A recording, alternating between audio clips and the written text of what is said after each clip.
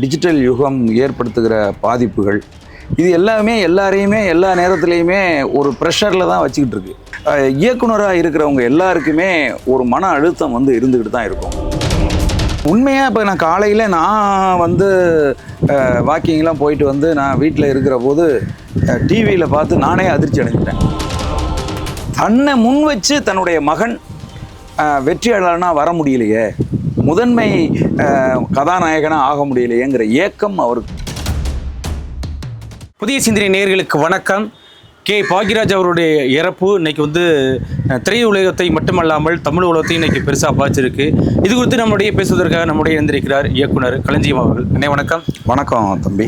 அண்ணே, இயக்குனர் திரு கே பாக்யராஜ் அவர்கள் இறப்பு நீங்கள் எப்படி பார்க்குறீங்க? முதல் கட்டமாக தமிழ் சினிமாவினுடைய ஒரு மிகப்பெரிய ஆளுமைகளில் அவரும் ஒருத்தர்.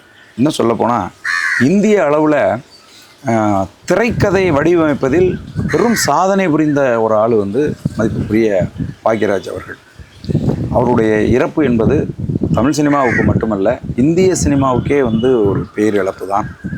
அதிலும் குறிப்பாக நடிப்புலையும் சரி, திரைக்கதை வடிவமைப்பதிலும் சரி, ஒரு நுட்பத்தை வந்து இளைய தலைமுறை பிள்ளைகளுக்கு அவர் வந்து கற்றுக் கொடுத்த ஒருத்தர். அந்த வகையில் வந்து பாக்யராஜ் அவர்களினுடைய இறப்பு அப்படிங்கிறது, அதுவும் சமீபத்தில் வந்து இயக்குனர் இமயம் அவர்களினுடைய இறப்பிலிருந்து மீளா துயரத்துக்கு உட்பட்டு தமிழ் சினிமா இருக்கிற நேரத்தில் என் போன்ற இயக்குனர்கள் எல்லாம் அதிலிருந்து மீண்டு வராத ஒரு சூழ்நிலையில் ஒரு 16-17 நாட்களில் இன்னொரு பேரிழப்பு அப்படிங்கிறது ரொம்ப அதிர்ச்சியாகவும் மனசு கஷ்டமாகவும் இருக்குது. நேற்று முன்தினம் பார்த்தீங்கன்னா குஷ்பு மகள் அவர்களுடைய கல்யாணத்தில் கலந்துக்கிட்டு தான் வந்துட்டு இருக்காரு. வந்துட்டு 3-2 அவருக்கு ஹார்ட் அட்டாக் வரக்கூடிய காரணம் எதுவும் ப்ரெஷரில் இருந்திருப்பாரா? எப்படி நான் எப்படி எடுத்துக்கல? இல்லை, இப்போ இன்றைக்கி இருக்கிற அரசியல் சூழல், இன்றைக்கி இருக்கக்கூடிய இந்த டிஜிட்டல் யுகம் ஏற்படுத்துகிற பாதிப்புகள் இது எல்லாமே எல்லாரையுமே எல்லா நேரத்துலையுமே ஒரு ப்ரெஷரில் தான் வச்சுக்கிட்டு இருக்கு. இரவு நேரங்களில் வந்து ரொம்ப நீண்ட நேரம் வந்து தூங்காமல் இருக்கிறது. அதுக்கப்புறம் வந்து திரைத்துறையில் இருக்கிறவங்களை பொறுத்தவரையில் மீண்டும் ஒரு பெரிய இமாலய வெற்றியை கொடுத்துடணும் அப்படிங்கிற வேகமும் தாகமும் கடைசி வரைக்கும் இருந்துகிட்டு இருக்கோம். இப்போ அதற்கான உழைப்பு, அதற்கான வாசிப்பு, அதுக்காக படம் பார்க்குறது அப்படின்ட்டு இயக்குனராக இருக்கிறவங்க எல்லாருக்குமே ஒரு மன அழுத்தம் வந்து இருந்துக்கிட்டு தான் இருக்கும். அந்த வகையில் மதிப்புக்குரிய பாக்யராஜ் அவர்களுக்கும் நிச்சயமாக அந்த மாதிரியான ஒரு அழுத்தம் அவருக்கு இருந்திருக்கும். உடல்நிலை சரியில்லாமல் போகிறது அப்படிங்கிறது அவருக்கு வந்து கிட்டத்தட்ட 73 வயது ஆகுது. அதில் வந்து இயல்பான ஒரு விஷயமா தான் நான் அதை வந்து பார்க்குறேன். வேறு எதுவும் அதுக்கு இல்லை, அவர் புரியாத சாதனை கிடையாது திரையுலகத்தில். இன்னைக்கு வந்து இந்திய லெவலில் இன்னைக்கு திரைக்கதையில் அவர் அடிச்சுக்க ஆளையில் அப்படின்னு சொல்கிறாங்க. அப்படி இருக்கும்போது அவருக்கான பிரச்சனை என்ன ஒன்று இருக்கும்? அதை தான் நான் சொல்கிறேன். திரும்பவும் வெற்றி அடையணும் அப்படிங்கிற தாகம் இருக்குது. அப்புறம் குடும்பத்தில் இருக்கக்கூடிய பிரச்சனைகள் அது எல்லாருக்கும் இருக்கிற மாதிரியான ஏதாவது ஏற்ற இறக்கங்கள் ஏதாவது வந்து இருக்கலாம். அப்படி ஏதாவது தான் இருக்க முடியுமே ஒழிய மற்றபடி ஏதாவது உடல் ரீதியாக இப்போ எல்லாருக்கும் வந்து இரத்த அழுத்தம் இருக்குது, எல்லாருக்கும் வந்து சுகர் இருக்குது, இந்த மாதிரி வெளியில் தெரியாத நோய்கள், பல நோய்கள் வந்து இருந்திருக்கலாம். அப்படி தான் ஏதாவது இருந்திருக்கிறதுக்கு வாய்ப்பு இருக்குது. மற்றபடி அவர் ஐயா பாரதி ராஜா அவர்களினுடைய மரணத்துக்கு தேனிக்கு வந்திருந்தாங்க. ஆமாம், வந்திருந்த போதெல்லாம் நல்லா தான் இருந்தார், நல்லா வேகமாக நடந்தார். நல்லா அங்கே நான் பார்க்குற போது அவர் நோய்வாய்ப்பட்ட மனிதர் போலையோ சோர்வாவோ அப்படிலாம் இல்லை. எப்பவும் போல் சுறுசுறுப்பாக நல்லா தான் வந்து இருந்தார்.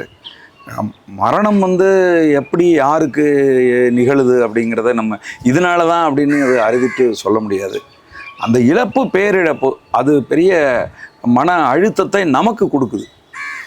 நீங்கள் சொல்கிற மாதிரி இயக்குனர் மையம் பாரதிராஜா அவர்களுடைய இறப்பிற்கு பிறகு பார்த்தீங்கன்னா பல பேர்கிட்ட பேசியிருக்காரு. என்னுடைய குருநாதர், என்னுடைய டைரக்டர் இறந்தது என்னால் தாங்கிக்க முடியல அப்படின்னு பல பேர்கிட்ட சொல்லியிருக்காரு. ஆமாம். ஸோ அதோடைய தாக்கம் பெருசாக இருக்குமா? இருக்கலாம், நிச்சயமாக வந்து இருக்கிறதுக்கான வாய்ப்புகள் இருக்குது. ஏன்னா பாரதி ராஜா என்கிற ஒரு மனிதர் இல்லை அப்படின்னு சொன்னால் பாக்யராஜ் என்கிற ஒரு மனிதர் வந்து உறுதியாக இல்லை. கண்டிப்பாக. அதுலேயும் குறிப்பாக வந்து அவர்கிட்ட எத்தனையோ உதவியாளர்கள் இருக்கிற போது அதில் ஒருத்தரை வந்து கண்டுபிடிச்சு அவரை நடிகராக்கி அழகு பார்த்தது இருக்குல்ல, அது வந்து ஒரு மிகப்பெரிய விஷயம்.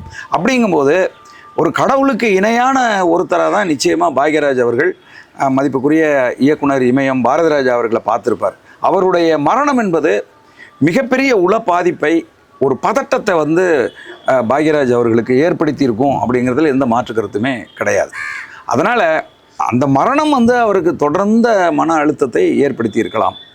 அவருடைய படைப்புகளை பார்த்தீங்கன்னா தொடர்ச்சியாக பெண்களுக்கு முக்கியத்துவம் கொடுத்து அவருடைய கதையம்சம் இருக்கும். இது எப்படி நீங்கள் பார்க்குறீங்க? இல்லை, உண்மையாகவே வந்து சொல்லணும்னா புரட்சித் தலைவர் எம்ஜிஆர் அவர்கள் அவரை வந்து தன்னோட கலை வாரிசு அப்படின்னு வந்து அறிவித்தார்.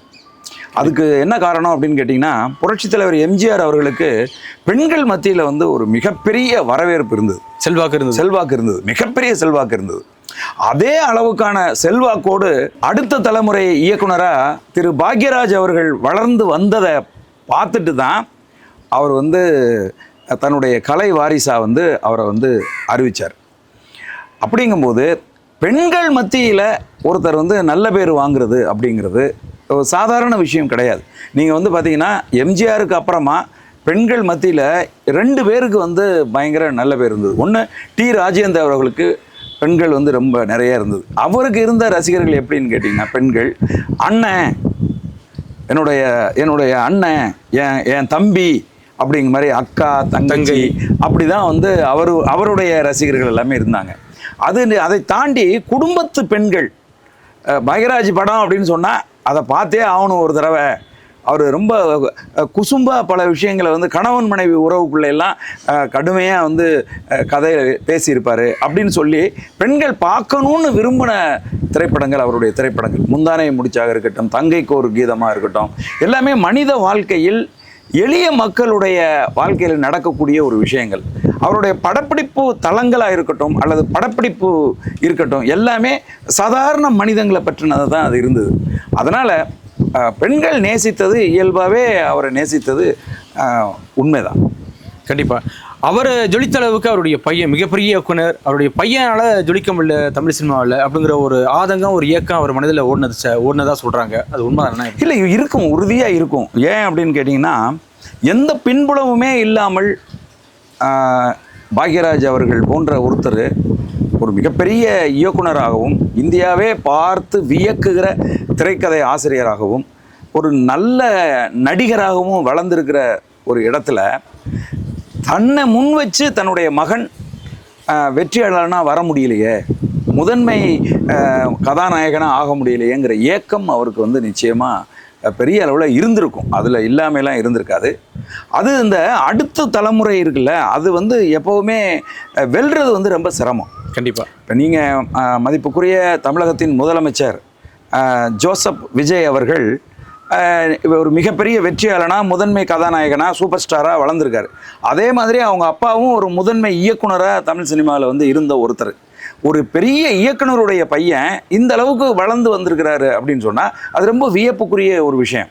ஆனால் பெரும்பாலான நேரங்களில் இந்த 2வது தலைமுறையினர் வந்து தோல்வி அடைஞ்சிடுறாங்க. உண்மைதான். பெருசாக ஜெயிச்சு வர முடியறதில்லை அது பல பேருக்கு. ஆனால் நடிகர் திலகம் சிவாஜி கணேசன் அவர்களுடைய மகன் இளைய திலகம் பிரபு அவர்கள் வந்து ஒரு மிகப்பெரிய வெற்றியாளராக வந்திருக்காங்க. நடிகர் முத்துராமன் அவர்களினுடைய மகன் மதிப்புக்குரிய கார்த்திக் அவர்கள் வந்து ஒரு மிகப்பெரிய சாதனையாளராக, மிகப்பெரிய நடிகராக வந்திருக்கிறாங்க. அதனால் உதாரணங்கள் அப்படின்னு எடுத்துக்கிட்டு பார்த்தோம்னா 2 பக்கமுமே இருக்குது. அதில் பாக்யராஜ் அவர்களினுடைய மகன் ஏன் ஒரு சூப்பர் ஸ்டாராக வளர்ந்து வரல, ஒரு முதன்மை கதாநாயகனாக ஏன் எழுந்து வரல அப்படின்னு நினைக்கிற போது ஒரு தந்தையாக அவருக்கு நிச்சயமாக அந்த வருத்தம் இருந்திருக்கும். ஏன்னா பல பேருக்கு, பல கதாநாயகர்களுக்கு திரைக்கதையை வித்தியாசமாக பண்ணி கொடுத்து வெற்றியடை செய்த பாக்யராஜ் அவர்கள் தன்னுடைய பையனுக்கு வந்து சரியான ஒரு கதை, திரைக்கதை தேர்வில் அவரால் முடியலையா அப்படின்னு? இல்லை, அவர் எப்படின்னா அவருடைய காலம் முடிஞ்சு அடுத்த ஜெனரேஷன் வருகிற போது தான் அவர் பையனை வந்து ஃபீல்டுக்கு கொண்டுகிட்டு வரார். அப்போ பாக்யராஜ் சாருக்கு அவருடைய திரைக்கதைக்கு, அவருடைய கதைக்கு இருந்த அந்த அந்த அந்த வரவேற்பு இருக்குல்ல, அது குறைந்த காலத்தில் தான் அவருடைய பையன் வந்திருக்காரு. அதனால் அவருடைய அந்த முயற்சிகள் வந்து தோல்வி அடைஞ்சிருக்கிறதுக்கு வாய்ப்பு இருக்குது. ஏன்னா இப்போ வந்து திரைத்துறையை பொறுத்தவரையில் வந்து காலத்துக்கு காலம் மாறிக்கிட்டே இருக்கும். எல்லாத்துக்குமே ஒரு பீரியடு தான். இப்போ நீங்கள் MK தியாகராஜ பாவதர் பீரியடில் இருந்த திரைக்கதையோ அல்லது வந்து கதைகளோ அதுக்கப்புறமா வந்த சிவாஜி எம்ஜிஆர் காலகட்டங்களில் இல்லை. அது எம்ஜிஆர் சிவாஜி காலகட்டங்களில், ரஜினி கமல் காலகட்டங்களில் கதை திரைக்கதை எல்லாமே மாறிச்சு. அதன் பிறகு விஜய் அஜித் காலகட்டம், இன்றைக்கி வந்து சூர்யா, தனுஷ், விக்ரம் இவங்க இருக்கிற காலகட்டத்தில் இருக்கக்கூடிய கதைகள் வேறையா இருக்கு. அதனால நிச்சயமா பாக்யராஜ் அவர்கள் தன்னுடைய மகனை வெற்றியடைய வைக்கணுங்கிறதுக்காக செய்த முயற்சிகள் தோல்வி அடைஞ்சிருக்கலாம். கண்டிப்பாக அதுதான் காரணமாக இருக்கும். கடந்த 17 நாட்களுக்கு முன்பு குரு, இப்போ சிசியன் எப்படி எடுத்துக்கிறது? அழகாக கல்யாணத்துக்கெல்லாம் போயிட்டு நேற்று நைட்டு தான் வந்திருக்காரு.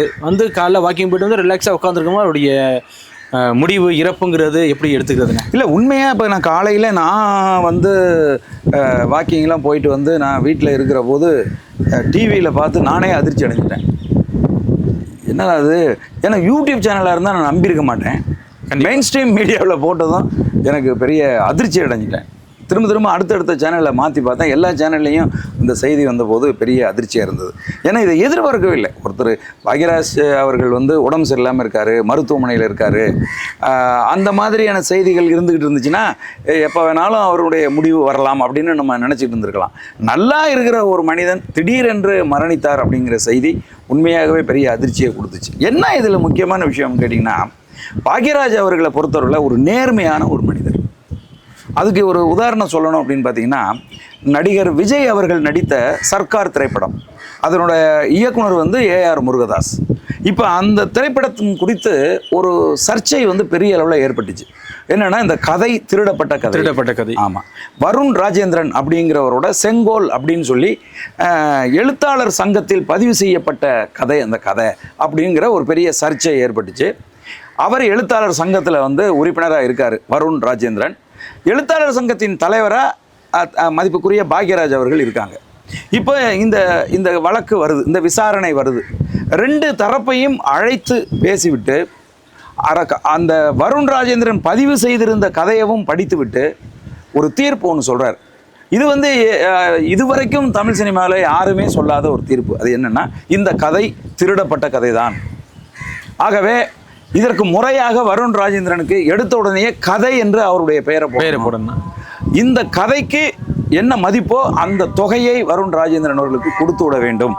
இதுதான் நியாயமானது என்று ஒரு தீர்ப்பை நேர்மையாகவும் உண்மையாகவும் ஒரு கலைஞனா நின்று ஒரு எழுத்தாளனா நின்று அந்த இடத்துல சொன்னார். இதில் இன்னொரு மிகப்பெரிய விஷயம் என்ன தெரியுமா? அதை மதிப்புக்குரிய இயக்குனர் AR முருகதாஸ் அவர்கள் இந்த தீர்ப்பை சொல்லுபவர் பாக்யராஜ் என்கிற காரணத்துக்காகவே அதை ஏற்றுக்கொண்டு அவர் சொன்ன மாதிரியே எல்லாம் செஞ்சாங்க. ஸோ இப்போ இதுதான் பாக்யராஜ் அவர்களுடைய நேர்மைக்கு ஒரு உதாரணம். ஒரு கதையை கேட்டுட்டு இன்னைக்கு கரண்ட்ல இருக்கக்கூடிய ஒரு மிகப்பெரிய ஹீரோ விஜய் அவருக்கு சாதகமாகவோ அல்லது இந்திய அளவில் புகழ்பெற்று இருக்கக்கூடிய இயக்குனர் AR முருகதாஸ் அவர்களுக்கு சாதகமாகவோ இந்த தீர்ப்பை சொல்லியிருந்தா வருண் ராஜேந்திரன் யாருன்னே யாருக்கும் இப்போ வரைக்கும் தெரியாது. அப்போ ஒருத்தரும் ஒன்றும் சொல்லியிருக்க போகிறது இல்லை. ஆனால் நேர்மையாக ஒரு தீர்ப்பை சொன்னார் இல்லையா, அதுதான் பாக்யராஜ் அவர்களுடைய நேர்மைக்கு மிகப்பெரிய ஒரு உதாரணம். கண்டிப்பானே, அவருடைய ஆத்மா சாந்தி அடைய இறைவனை பிரார்த்திக்குவோனே. நிச்சயமா தம்பி, அவரை இழந்து வாடுகிற அவருடைய குடும்பத்தாருக்கும் அவருடைய ரசிகர்களுக்கும் தமிழ் சினிமாவை சார்ந்த அனைவருக்கும் என்னுடைய ஆழ்ந்த இரங்கலையும் வருத்தத்தையும் பதிவு செய்து கொள்கிறேன். நன்றிண்ணே. நன்றி, வணக்கம்.